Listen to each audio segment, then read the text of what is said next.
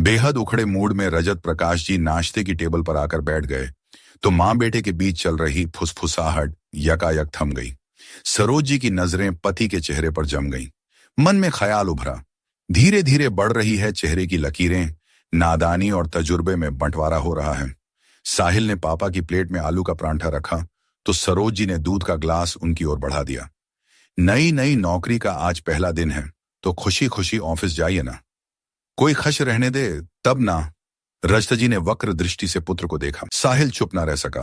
हालांकि कुछ देर पूर्व ही उसने मां से वादा किया था कि वह अब इस मुद्दे पर पापा से कुछ बहस नहीं करेगा। आपकी खुशी के लिए ही मैंने सिंह अंकल से बात की थी। 2 जगह से नकारात्मक जवाब मिलने के बाद आपके चेहरे पर छाई मायूसी मुझे अच्छी नहीं लग रही थी। पापा, आप योग्य हैं, विद्वान हैं, पर यह मार्केटिंग का जमाना है। अपनी योग्यताओं, अनुभवों, खूबियों का ढिंढोरा पीटना पड़ता है। मार्केटिंग यानी जो दिखता है वही बिकता है। मैं क्या कोई प्रोडक्ट हूं? रजत जी गुस्सा हो गए थे। सॉरी, गलत शब्द यूज कर गया। मैं सिर्फ यह कहना चाहता हूं कि मेरा प्रयास आपकी मदद करने का था, हर्ट करने का नहीं। इतने सालों में भी तुम्हें मेरा नेचर समझ नहीं आया कि क्या चीज मुझे हर्ट करती है और क्या प्रसन्न। 37 साल का बेदागा करियर रहा है मेरा। न कभी चेक या जैक देकर खुद आगे बढ़ा, न अनुचित तरीके से किसी को बढ़ने दिया। माना औरों के मुकाबले कुछ ज्यादा नहीं पाया मैंने, पर खुद गिरता संभलता रहा, किसी को गिराया नहीं मैंने। सिंह अंकल यानी आपके एक्स बॉस से आपकी अनुशंसा करवाना, वह भी एकदम खरी और सच्ची, किसी जेक या चेक की श्रेणी में नहीं आता पापा। पर मुझे सब कुछ अपने बलबूते पर ही हासिल करना है, अपनी योग्यता से। आपको। साहिल का जवाब अधूरा ही रह गया क्योंकि बीच में ही मां ने मोर्चा संभाल लिया था। पहले दिन ही ऑफिस लेट जाएंगे क्या? आपका टिफिन तैयार है, और हां, शाम को जल्दी आने का प्रयास करना। राशि आएगी, आपको तो दीदी ही समझाएगी। अपना टिफिन उठाकर साहिल चलता बना। मैं क्या कोई छोटा बच्चा हूं जो वह मुझे समझाएगी? रजत जी गरजे, लेकिन इस बार जवाब देने के लिए कोई मौजूद नहीं था। साहिल की बाइक स्टार्ट हो चुकी थी और सरोज जी बैग में उनका टिफिन डालने में व्यस्त थीं। मैं कर लूंगा। लगभग झपटते हुए उन्होंने अपना बैग लिया और गाड़ी की चाबी उठाकर चलते बने। सरोज जी किंकर्तव्य विमूढ़ उन्हें निहारती रह गई। कुछ ज्यादा ही चिड़चिड़े नहीं हो गए हैं रजत इन दिनों? कहां तो वे सोच रही थीं कि अपने पति के इतने व्यस्त सरकारी ओहदे से सेवानिवृत्त होने के बाद वे दोनों शांतिपूर्ण सुखमय समय गुजारेंगे। बेटी राशि की तो शादी कर ही दी है। साहिल के लिए भी उचित मैच मिलते ही उसका भी ब्याह कर वे अपनी जिम्मेदारियों से मुक्त हो जाएंगे। लेकिन रजत जी के दिमाग में तो कुछ और ही चल रहा था। सेवानिवृत्ति के तुरंत बाद वे प्राइवेट नौकरी तलाशने लगे थे। सारी जिंदगी व्यस्त रहा हूं तो अब हाथ पर हाथ धरे कैसे बैठ सकता हूं? बहू तलाशने का समय है और आप नौकरी तलाश रहे हैं।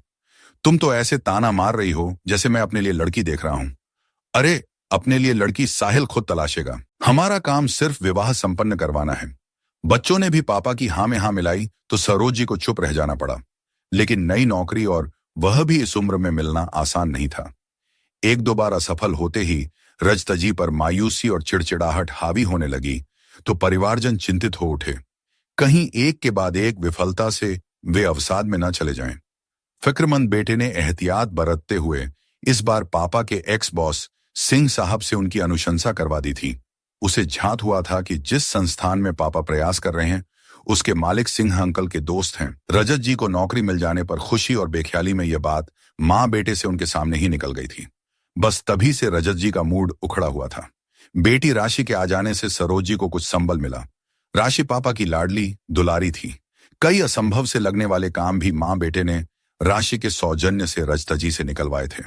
इस बार मामला थोड़ा टेढ़ा था, लेकिन सरोज जी ने उम्मीद नहीं छोड़ी थी। राशि की मदद से उन्होंने पति का पसंदीदा गाजर का हलवा तैयार कर लिया था। चाय पकौड़ों की भी तैयारी हो गई थी। घर में बेटी की उपस्थिति मात्र ने रजत जी के चेहरे पर मुस्कान ला दी थी, पर उसके आने का मंतव्य ध्यान आते ही उनका मूड फिर उखड़ने लगा। ऑफिस में उनका दिन अच्छा गुजरा था। संस्थान के मालिक उनसे खुश थे, पर रजत जी को लग रहा था यह सब सिंह साहब की अनुशंसा का प्रसाद है, न कि उनकी अपनी कर्मठता और योग्यता का प्रतिफल। रह रहकर फिर साहिल पर ही गुस्सा आ रहा था। क्या जरूरत थी उसे यह सिफारिशी नौकरी दिलाने की? देर सवेर उन्हें अपनी योग्यता और अनुभव के बल पर कोई नौकरी मिलनी ही थी। खैर, नई नौकरी के लिए वे अपने प्रयास जारी रखेंगे, पर इस बार गुपचुप तरीके से। तब तक इसे ही निभाते रहेंगे। पहले लाडली बेटी और फिर पसंदीदा गाजर के हलवे का दीदार हुआ तो रजत जी की पेशानी के बल ढीले पड़ने लगे। चाय पकौड़े खाते तो वे चहकने ही लगे थे और अपने नए संस्थान और सहकर्मियों की बातें बताने लगे। चलो अच्छा हुआ, आपका मन लगा रहेगा, इसी में हम सब खुश हैं। सरोजी ने राहत की सांस ली। हाँ, बस एक ही फांस है, काश ये नौकरी मुझे अपने कैलिबर से मिली होती। पापा, आपको आज तक सब कुछ अपने कैलिबर से ही मिला है और यह नौकरी भी कोई अपवाद नहीं है। सोचो, आप योग्य और अनुभवी नहीं होते तो क्या किसी की अनुशंसा मात्र से आपको इतनी महत्वपूर्ण जिम्मेदारी सौंप दी जाती? याद कीजिए, जब आप डीन थे, मैं और साहिल कितनी बार अपने दोस्तों और उनके रिश्तेदारों की सिफारिशें लेकर आपके पास आते थे, पर आपने साफ कह रखा था कि आपके इंस्टीट्यूट में आपके रहते मेरिट के आधार पर ही प्रवेश, उत्तीर्ण या अनुत्तीर्ण का निर्णय होगा। राशि ने याद दिलाया। फिर साहिल ने ऐसी बचकानी हरकत क्यों की? खून का रिश्ता पापा, अपनों की काबिलियत जानते हुए भी उनके लिए फिक्रमंद होना इंसान का स्वभाव है और इसी फिक्र के वशीभूत हम एहतियात के तौर पर कुछ भी कर जाते हैं। जो रिश्ते हमारी ताकत होते हैं अक्सर वे ही हमारी कमजोरी भी होते हैं। मैं बचपन में जितनी चंचल और वाचाल थी उतनी ही प्रतिभाशाली थी। आपने खुद मुझे बताया है, घर में कोई भी रिश्तेदार या मेहमान आता तो आप दोनों उन्हें मेरी प्रतिभा दिखाने हेतु लालायित हो उठते। कभी मुझे राइम बोलने को कहते, कभी डांस करने को, तो कभी मिमिक्री करने को। मेहमानों के मुख से मेरी प्रशंसा सुन आपके चेहरे पर अपूर्व आनंद और संतुष्टि पसर जाती थी। मेरी बच्ची थी ही इतनी काबिल। अतीत को स्मरण कर रजता जी के चेहरे पर आज भी गर्व छलक उठा। यही नहीं, जब शहर के सबसे प्रतिष्ठित स्कूल में मेरे एडमिशन की बात आई तो आप मुझे अपने साथी शिक्षक के घर ले गए थे, जिनकी पत्नी उसी स्कूल में शिक्षिका थी। वहां भी मेरी प्रतिभा का प्रदर्शन हुआ। सबने मुझसे इंग्लिश में ढेरों सवाल जवाब किए। क्या आप वहां मेरी मार्केटिंग कर रहे थे? आपको भरोसा नहीं था कि मुझे अपनी अपनी प्रतिभा के बल पर उस स्कूल में प्रवेश मिल जाएगा? रजत जी का चेहरा बुझ गया। भरोसा था बेटी, पर वह शहर का सबसे मशहूर व प्रतिष्ठित एकमात्र गर्ल्स स्कूल था, जहां बहुत सीमित सीटें थीं। बड़े बड़े राजनेताओं, अफसरों, धन्ना सेठों में येन केन प्रकारण अपनी बच्चियों को उस स्कूल में प्रवेश दिलवाने की होड़ सी मची थी। एक पिता के फर्ज ने मुझे अपने सीमित संसाधनों में भी समुचित प्रयास करने के लिए प्रेरित किया। अच्छे इंस्टीट्यूट और अच्छी शिक्षा का महत्व भला मुझसे बेहतर और कौन समझ सकता है? लेकिन तू क्या बचपन के उस छोटे से प्रसंग को लेकर बैठ गई? और शायद तुझे याद नहीं, तुझे वहां प्रवेश तेरे अपने कैलिबर से ही मिला था। तेरे प्रवेश के बाद हम मिठाई लेकर उन शिक्षक के घर गए थे।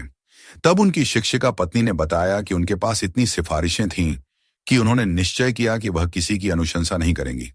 आपकी बेटी का प्रवेश उसके अपने कैलिबर से हुआ है। इस मिठाई की हकदार वह है।